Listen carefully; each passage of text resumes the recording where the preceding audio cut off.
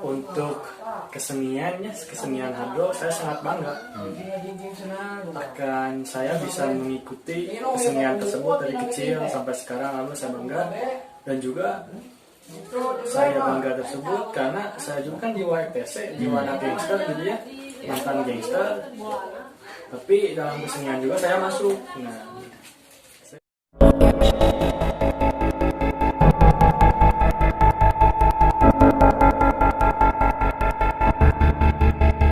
bagaimana nih kabarnya? alhamdulillah baik Om. Oh gitu. Mohon maaf saya kesini agak mengganggu gitu aktivitas di Ojo ini. Saya kesini sebenarnya ingin ya sekedar mengeksplor Hadi Ojo gitu. Karena saya merasa Hadi Ojo ini memiliki kepribadian yang khas gitu ya untuk masyarakat Bojong gitu, khususnya dan umumnya untuk khalayak banyak orang gitu. Jadi mohon maaf itu untuk ngobrol sedikit sharing-sharing gitu supaya ya nanti mungkin saya sendiri mempunyai sesuatu yang bisa memotivasi saya sendiri itu untuk ngobrol dengan Hadi Ojo. Sekarang kegiatan Hadi Ojo ini apa? Sehari-hari biasanya ya selama 3 bulan saya berada di Sragen di Jawa Tengah. Oh iya. Selama 3 bulan. Nah, setelah itu Kerja gimana itu? kalau itu cuman mendampingi paman saja. Oh iya. Cuma mendampingi paman karena kenapa? Paman sendiri kerja. Nah, dibantu mumpung lagi libur. Mumpung libur. Membantu karena kalau tidak dibantu juga kasihan. Kasihan paman sendirian. Nah, coba saya bantu mumpung juga saya lagi libur, belum masuk belum apa-apa. Dan juga paling ada sedikit tugas-tugas dari kampus paling yang harus kerjakan. Nah, sehari-hari saya paling ya begitu. Belum ada acara-acara yang lebih wow gitu ya. Sekarang kuliah di mana? Kalau untuk kuliah saya insya Allah di Universitas Kebangsaan. Oh iya, bagus Di ya. Universitas Kebangsaan. Jurusan apa? Untuk jurusan saya mengambil insya Allah ilmu komunikasi. Untuk untuk ilmu komunikasi tersebut sudah dipikirkan matang-matang. Ya alhamdulillah saya langsung terjun di ilmu komunikasi. Yang saya kira untuk ilmu komunikasi ini sangat pas itu untuk Hadi aja ini. Ya mudah-mudahan aja gitu. Iya. Dengan dari hati ya, dari hati dengan keyakinan hati, dengan doa dan usaha intinya. Ya alhamdulillah saya mengambil ilmu komunikasi. Mudah-mudahan untuk kedepannya masih tetap aja ilmu komunikasi. Terus saya ini ingin berbicara tentang Hadi Wijaya ini kan sebagai anggota Ormas FTC kan ya. Yeah. Saya selalu mempunyai pandangan begini bahwa rata-rata gitu orang-orang seperti itu gengsi gitu. Bukan gengsi tapi jarang gitu mempunyai kepribadian seperti Hadi Ojo gitu kan. Ada kepribadian sopan gitu kan. Dan orang-orang berbicara khususnya umum Bojong gitu kan berbicara bahwa Hadi Ojo ini sangat dalam bahasa Sunda itu somea gitu ya. Jadi saya ini lumayan menarik itu untuk dieksplor ini supaya mempunyai manfaat untuk orang banyak gitu. Jadi yang pertama saya ingin bertanya begini, kenapa Hadi Wijaya ini kan sebagai gangster gitu kan, sebagai anggota mantan gitu lah, tapi kan masih kena anggota FTC ya, masih mempunyai kepribadian yang khas gitu, tidak seperti orang lain gitu ya yang dalam bahasa gitu kan masih katanya itu kasar gitu kan biasanya. Tapi Hadi Ojo ini kalau saya lihat gitu, kalau kita bertemu kan nanya gitu kan gimana, tapi kan itu khas kan menurut saya. Nah ini karakter Hadi Ojo ini ada pengaruh dari apa gitu, atau orang tua atau lingkungan atau gimana? Untuk karakteristik sendiri ya, kalau saya dilihat menurut orang lain itu juga ya. Menurut Akang ya pasti saya sopan satunya baik. Tetapi menurut saya seperti biasa aja. Biasa aja soalnya kenapa? Bahasa kasarnya masih ada, terus juga dalam tingkah laku juga masih belum baik, masih banyak kekurangan saya yang harus saya perbaiki. Tetapi kalau menurut orang-orang ya alhamdulillah kalau saya disebut sopan santun dan saya memiliki akhlak yang baik gitu ya, alhamdulillah. Tapi ya kalau menurut saya sih kurang, soalnya masih banyak yang diperbaiki, yang harus diperbaiki. Karena apa? Karena tiap manusia kan masih, kalau ada panjang umur masih bisa berubah-ubah kan sifat-sifat. Nggak tahu untuk depannya gimana, tapi ya mudah-mudahan dari sekarang baik, mudah-mudahan untuk depannya juga baik. Iya, itu harus dipertahankan gitu. Iya. Sesuatu yang menjadi public figure yang lain gitu kan, seperti ada yang banyak mencontohkan semoga gitu kan. Ketika orang bergaul dengan Hadi, banyak orang yang mengikuti jejak Hadi, karakter Hadi ini gitu. Terus kan sekarang Hadi Ojo ini kan aktif dalam hadro kan. Iya. Iya. Nah, kenapa sebagai seorang anggota FPC gitu kan masih, wah saya ini masih melestarikan hadro ini.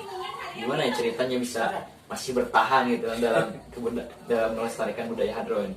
Ya, kalau menyangkut gitu ya, menyangkut dengan kebudayaan atau kesenian yang ada di daerah, ya tentunya saya sangat mengapresiasi dan saya masih tetap ingin ada gitu kesenian yang sekarang hampir punah, hampir tidak ada. Karena kenapa? Karena dengan perubahan zaman itu juga ya, dengan perubahan zaman, dengan zaman sekarang kan zaman modern. Jadi rata-rata anak muda sekarang banyaknya main HP, game. Yang utama itu game. Tetapi untuk melestarikan budaya atau kesenian, saya masih tetap mau dan mampu untuk melestarikan kesenian tersebut, meskipun saya datang dari seorang anak gangster gitu ya, mantan gangster yang sekarang alhamdulillah sudah menjadi organisasi masyarakat. Ya tentunya kalau sudah menjadi organisasi masyarakat, kita sebagai anggota organisasi tersebut, yang pertama harus mempunyai sikap yang bagus, berakhlak yang bagus, dan juga kalau ada contohnya seperti sekarang ya, seperti sekarang ada kebudayaan kesenian, nah kita coba bangkitkan kesenian tersebut. Jangan sampai kesenian ini hilang dan juga tidak ada penerusnya gitu. Iya, karena kesenian ini kesenian yang sudah lama berdiri dan sampai sekarang saya takut kesenian ini hilang. Maka dari itu saya tetap di kesenian meskipun saya dari FTC gitu. Hadi ini sudah berapa lama itu bergabung dengan hadro gitu? Untuk bergabung dengan hadro, saya dari SD juga. Dari SD, dari kelas 1 SD juga sudah latih. Karena apa? Karena yang pertama tempat atau pelatihnya ya, pelatih hadro saya itu aki saya sendiri. Kalau bahasa Indonesianya kakek. Oh iya. Kakek saya sendiri. Untuk melestarikan kesenian hadro, untuk melatihnya kakek saya sendiri. Alhamdulillah dari tahun ke tahun tiap ada acara saya juga mengikutinya. Alhamdulillah. Terus Hadi ini sudah menampilkan event, bukan event ya, tapi acara gitu dari hadro ini. Acara apa saja gitu dari mulai SD sampai sekarang? Kalau untuk acara paling saya mengikuti dalam acara hajatan, nah terus acara dalam seperti perpisahan SMP, terus SMA, yang seperti itu saya mengikutinya. Nah kemarin tahun 2019 saya juga mengikuti kesenian hadro itu dalam acara The Fire, acara kembalikan keluarga mahasiswa ya, khusus Bumbulang. Alhamdulillah saya mengikutinya dengan teman-teman dan juga kakek saya. Alhamdulillah sampai selesai, sampai beres. Alhamdulillah acara tersebut lancar terlaksana dan juga kesenian juga tampilkan dengan lancar gitu ya, keseniannya. Sekarang Hadi Ojo kan masih sebagai ketua tes kan? Iya. Ketua pelajar mahasiswa. Oh sama itu kan. Jadi saya ingin kembali ke awal lagi kan. Jadi untuk organisasi saya gitu, Hadi Ojo ini kenapa gitu awal mulanya gitu kan, waktu kelas berapa? Waktu dari kelas 1 semester ya. Oh, iya. Kelas 1 SMP semester 2. Oh, jadi apa sih awal mulanya Hadi Ojo ini ikut EKTC, atau Ojo ini ikut-ikutan, atau emang ada niat tersendiri gitu kan untuk mengikutinya sehingga sampai sekarang? Untuk awal sejarah ya, ini jadi bercerita tentang sejarah ya. Tentang sejarah saya sebagai sampai sekarang ya, alhamdulillah sebagai ketua pelajar mahasiswanya di Kecamatan Bumbulang ya, di Komisariat Bumbulang. Untuk sejarah saya awal masuk ya, saya tidak akan lupa dengan para sesepuh-sesepuh saya, seperti sekarang sesepuh saya yaitu Pak Mansur ya, yang ada di Bojong. Pak Mansur yaitu kenapa ya saya sampai sekarang di EKTC, karena saya ya cita-cita mah saya ingin merubah cita aja.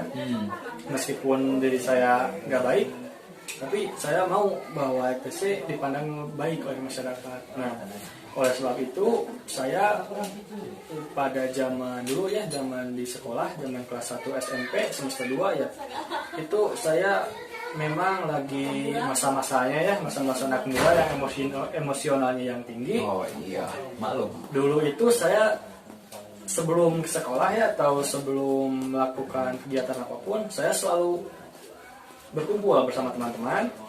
Setelah itu saya pakai atribut-atribut EKTC gitu ya. Nah, setelah itu saya ketemu dengan pembina saya yaitu Pak Mansur dari Bojong. Pak Mansur, kata Pak Mansur, dia bilang,